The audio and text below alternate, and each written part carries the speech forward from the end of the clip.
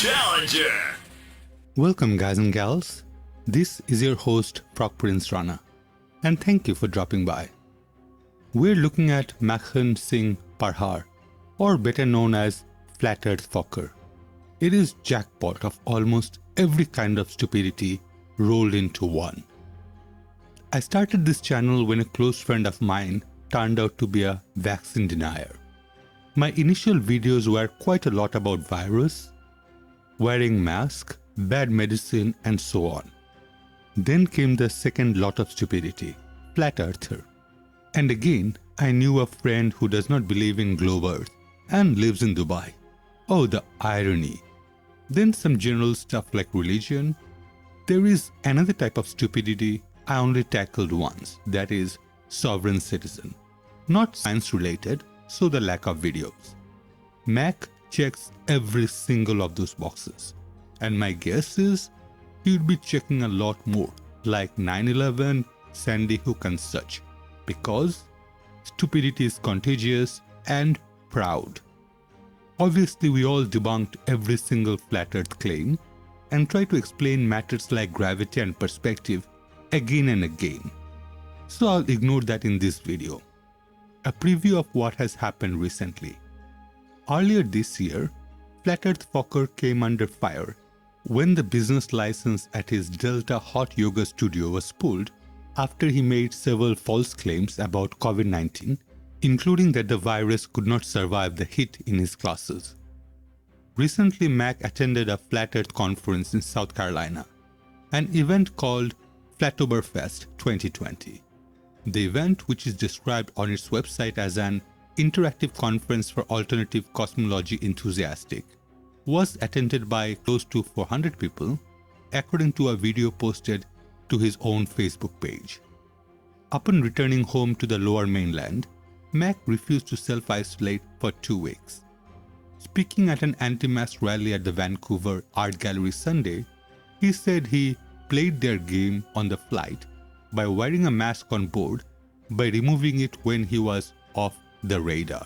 It's not really quarantine, it's self-imprisonment, right? He then goes on to describe his interactions with customs officials at Vancouver International Airport after refusing to sign the required forms on the grounds that the Quarantine Act doesn't apply to him based on claims he is not a quote-unquote person or a quote-unquote traveler as defined by law. The border guard, she was rattled. She couldn't believe that I didn't fill out the form and I wasn't complying. They aren't used to people that aren't obedient little sheep. Max says in the video, I go home and the next day I live my life because I'm not going to put myself in prison because I'm a free man with God-given rights. He then describes New Westminster Police and RCMP visiting his home and serving him violation tickets for not observing the 14-day self-isolation. New Westminster Police arrested Mac at approximately 11 p.m. on November 2nd, according to a press release from the department. Police alleges that, despite being reminded of federal legislation requiring travelers to self-isolate under the Quarantine Act and receiving a violation ticket, Mac refused to comply and continued leaving his residence. According to the Government of Canada's website, violating any instructions provided to you upon entering Canada or failing to provide accurate information is an offense under the Quarantine Act and could lead up to 6 months in prison and or $7,500 in fine. If choosing to break your mandatory quarantine or isolation results in death or serious bodily harm to another person, you could face a fine up to $1 million, up to 3 years in prison, or both. Couple of things I want to address here. Now, I remember seeing a video months ago where a person was going around a hospital trying to find affected patients. I didn't know who this person was, but my first thought was, what a dumbass. I had so many things to tell him about, starting from how he expects to find patients affected by an infectious disease to be an area easily accessible by general public. Then the next question would be, do you know that you are an extra risk factor for the people getting treated? Anyway, that dumbass was Flat Earth Fokker. He even tweeted saying, "COVID is fake, no Koch postulation." Baldy Cats has done an amazing video explaining this complicated matter. These are 4 criteria designed to establish a causative relationship between a microbe and a disease. If you want to know more, please check Baldy Cat's video. I'll try to link it in the description. I personally have made a bunch of videos on this virus. I personally know researchers and doctors around the globe facing this problem every single day. We have concrete data on infection. Worldwide, over 1.34 million people have died from this disease. And Mac is not stupid. No, he is an a-hole who tries to profit regardless what harm he causes to others. It is all about Mac. This man first tries to claim that the virus is not real. Then he claims that Bikram Yoga kills the virus. Anything to get butts in his studio. Bikram Yoga is a system of hot yoga, a type of yoga as exercise devised by Bikram Choudhury that became popular in the early 1970s. Classes consist of a fixed sequence of 26 postures practiced in a room heated to 41 degrees centigrade with a humidity of 40%, intended to replicate the climate of India. The room is fitted with carpets and the walls are covered in mirrors. The instructor does not adjust the students, who are expected to adjust themselves. Choudhury's teaching style was abrasive, and the style spread rapidly across America and the Western world, reaching a peak of some 1,650 studios in at least 40 countries in 2006. Choudhury attempted to copyright the Bikram Yoga sequence from 2011, but was ultimately unsuccessful. In 2016, facing lawsuits and accusation of sexual assault, he fled to India, leaving Bikram Yoga Incorporated to be ran by others. Of course, bunch of sweaty bodies in Adho Mukha Savasana would even make Gandhi horny. I don't even need science to explain how stupid this claim is. Yoga in most cases are some postures in very slow, deliberate movement and holding a pose. In some way, it reminds me of Tai Chi. Now, I will not get into the argument that for fitness, this method is not as optimized as regular exercises, which are much more fast-paced. Personally, I think squats rule. I'm talking about regular movement of people during normal day-to-day at places with similar humidity and temperature. First to point out, India is quite large with very varied weather. Near Bay of Bengal, you get a lot more moisture and rain. Move to Madhya Pradesh and you have the desert area of Rajpur. Move further up and get to Kashmir, where you actually find snow. But even then, that climate is similar to many places around the world. Now, if the virus couldn't survive that climate in a couple of hours in Mac's studio, then they can surely not survive where that climate is normal. People in Thailand, Philippines, Bangladesh should all be completely fine. Oh wait, they're not. Philippines were under lockdown even though their stupid president said stupid things about the virus. And as I want to go back there again, I will not say anything else. I also want to revisit Thailand, so not saying anything about their monarchy. China? Well, I burned that bridge with my video on Tiananmen Square and debunking Chinese medicine. Seriously, what is wrong with all these yoga people? We have Eric Dubay, Mac Parhar, and even Thalsim wearing child skull and shouting yoga before every fireball move. What is up with that? Every single government, physicians, general health, media, everyone has to be in cahoot. Either it is not real, failing that it is real but not as bad. Ask them how bad does it need to be. 1.34 million may not be a large number for some. Well, if you're talking about peanuts, I agree. But we are talking about human lives. None of us should even dare to put a value on it. It is easy to discount a number when it is not related to you. But the moment it becomes personal, even one is one too many. Wear a freaking mask, grow up, and stop bitching. It has been said many times, I'm all for personal freedom. You can do whatever you want as long it does not invade my freedom. In the scenario where you can be a carrier, all of a sudden you put others into risk. A-holes. Next, I want to show you this sovereign citizen BS. If you don't know, lucky you. But if I tell you, you will accuse me of making stuff up, as this is completely nuts. Imagine a group of people living among us, taking every single benefit our society has to offer. To be fair, we often take this for granted. From all my utilities to my groceries, to even the road I take to collect such groceries. When I get ill, I use the medical system. And yet, I say that I refuse to follow your rules because they do not apply to me. I can drive my car without insurance or license because they're applicable to a driver, and I am a traveler. Basically, I can do whatever the hell I want without having to justify my actions to the society. Wait, are you saying you want a history lesson? Okay.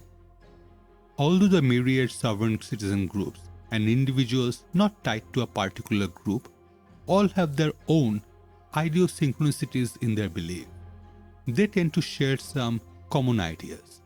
The details may differ, but they all believe that the American government, established by Washington and Madison and Franklin and the other founders, was secretly replaced at some point, maybe during the Civil War, maybe during the Depression, depending on who's telling the story, by a new governmental system based on Admiralty law. The 14th Amendment figures prominently in their beliefs. It was a means for the government to trick people into giving up their sovereign state citizenship and accepting citizenship of the United States. Subsequently, and most significantly, when the government abandoned the gold standard in the 1930s, it substituted its citizens as collateral for the country's debt by pledging each citizen's future earnings to foreign investors. Again, the details can vary considerably, but generally the explanation for how this happens is that a secret United States Treasury account is set up for each citizen at birth, some large sum of money placed in it or pledged to it, ranging from hundreds of thousands of dollars to millions, depending on which sovereign citizen group's version you hear. As a consequence, they say two separate identities are created. The corporate shell account, the one pledged as security, is the strawman to which sovereign citizens refer and, in their views, is separate and distinct from their true identity. The true individual's common law citizen is not subject to this false, secretly established government and can avoid its jurisdiction by carefully distinguishing the way one's name is written. In sovereign citizens' view, the government-controlled and enslaved strawman is evidenced by documents showing the person's name in all capital letter, birth certificates, social security cards, driver license, tax forms, etc. Therefore, represent only the shell corporate identity, the strawman, because they are written in all caps.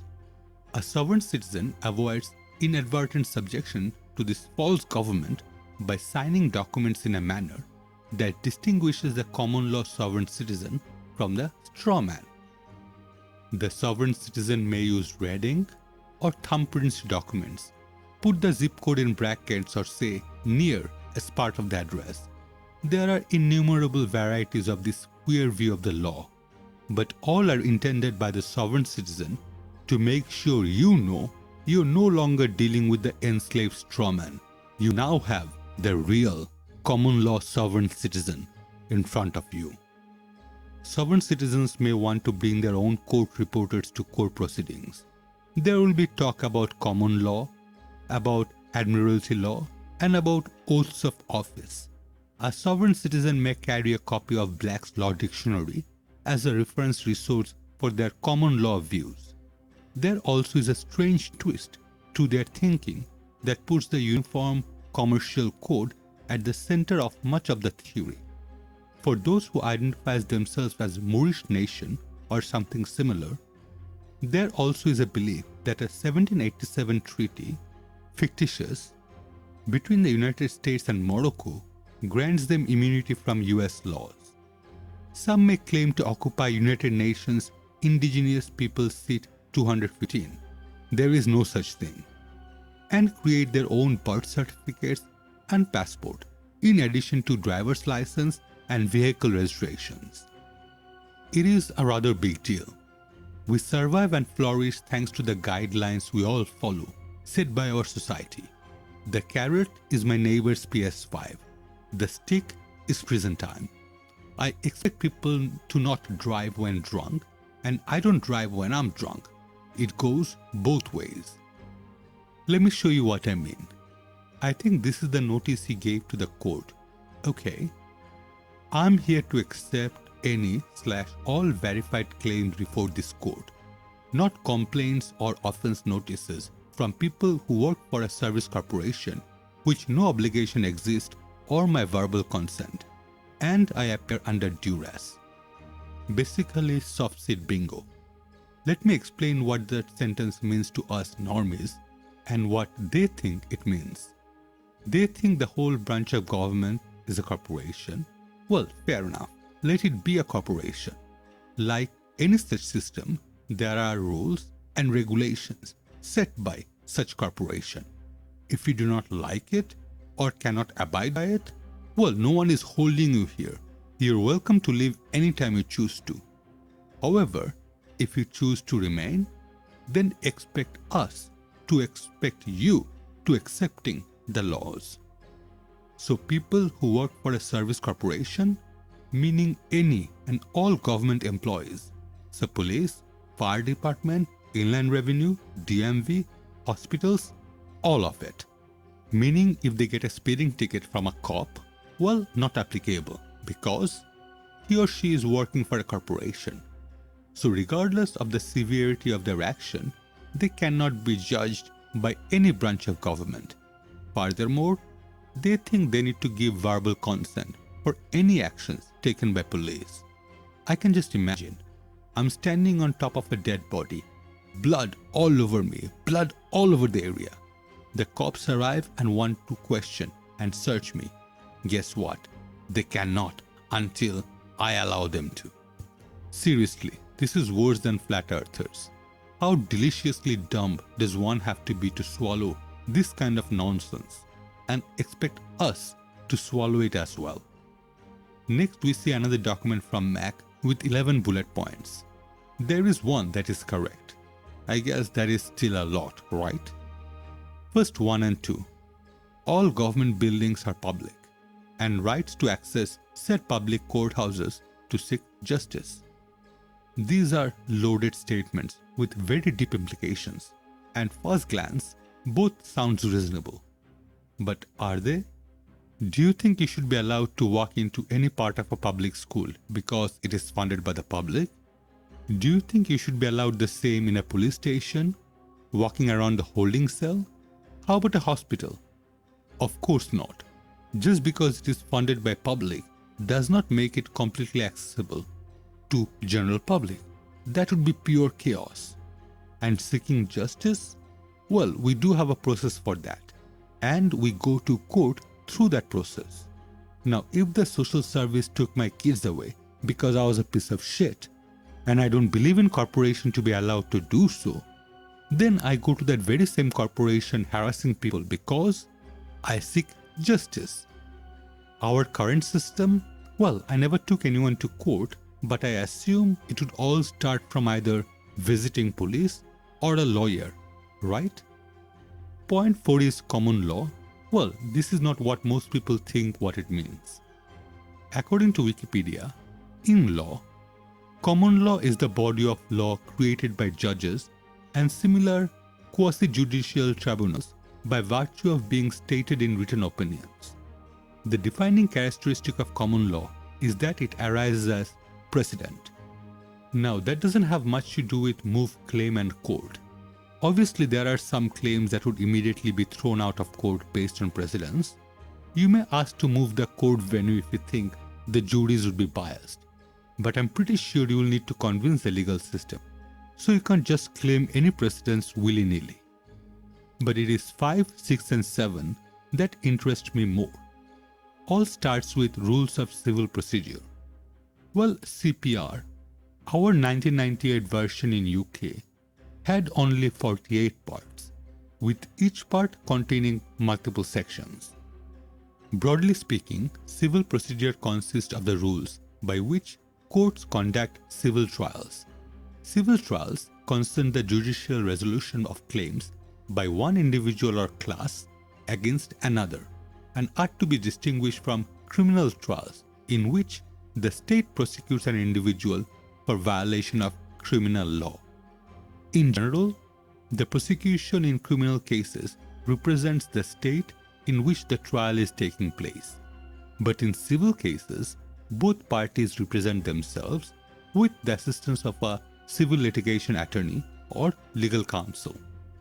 Contract disputes, property disputes, torts, which is a civil case in which one party alleges that another caused them physical or emotional harm.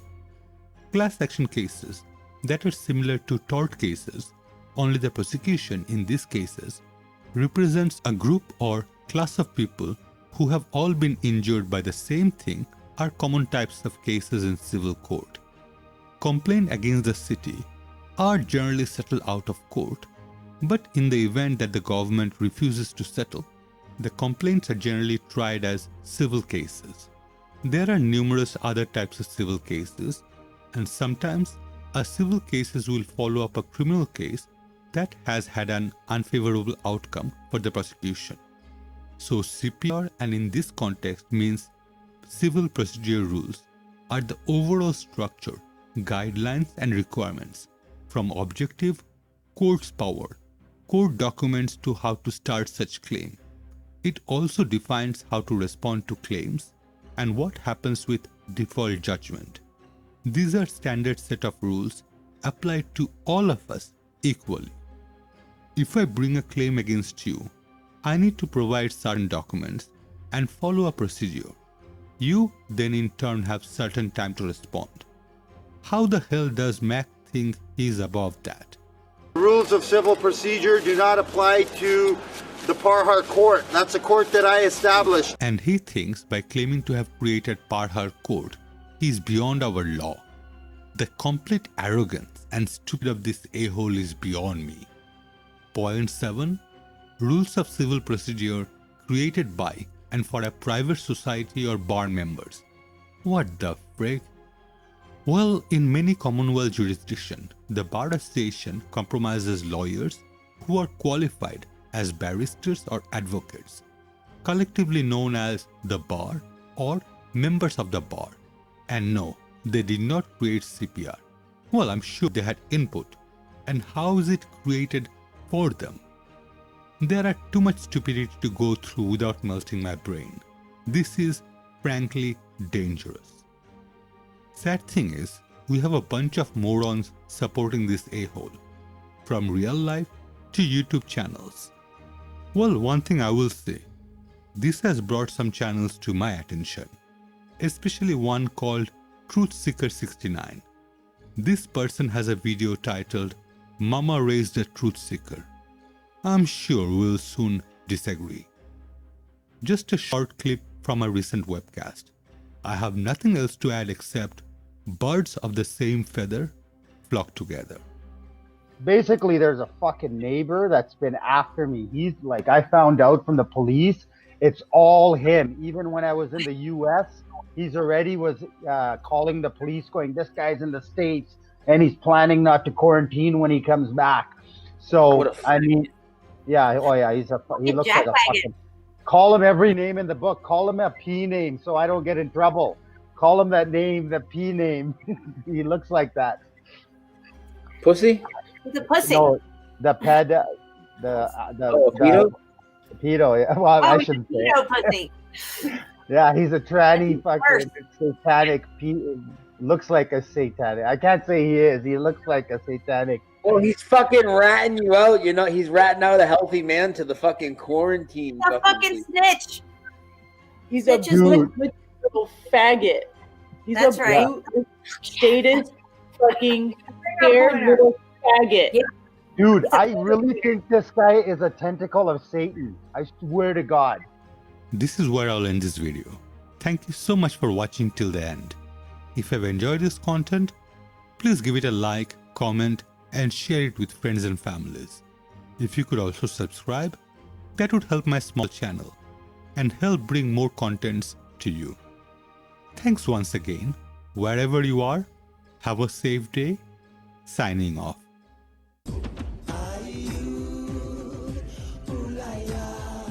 We are one people.